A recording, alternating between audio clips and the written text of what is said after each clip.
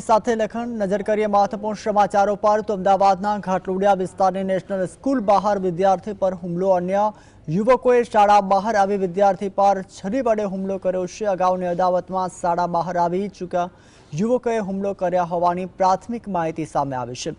ઘાટલોડિયા પોલીસે હુમલા મામલે તપાસ હાથ ધરી અને હાલ શાળામાં શાંતિપ્રિય માહોલ અને શાળા બહાર પોલીસ બંદોબસ્ત પણ ગોઠવી દેવામાં આવ્યો છે।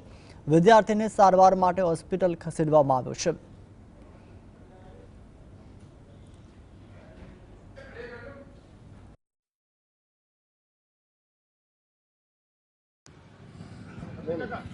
અમદાવાદમાં 7 ડે સ્કૂલ બાદ ઘાટલોડિયા વિસ્તારની જે નેશનલ હાઈસ્કૂલ આવેલી છે ત્યાં આગળ પણ તેવી જ ઘટના છે તે જોવા મળી હતી।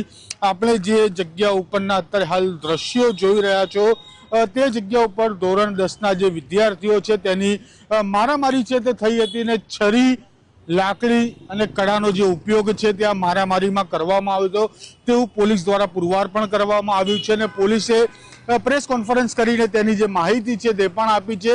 આ જે નેશનલ હાઈસ્કૂલ જે ઘાટલોડિયા વિસ્તારમાં આવેલી છે ત્યાં આગળ સમગ્ર ઘટના બની હતી અને તેની અંદર જે શાળા સંચાલકો છે તેના દ્વારા બચાવ કરવામાં આવી રહ્યો છે કે છરીનો ઉપયોગ છે તે નથી કરવામાં આવ્યો।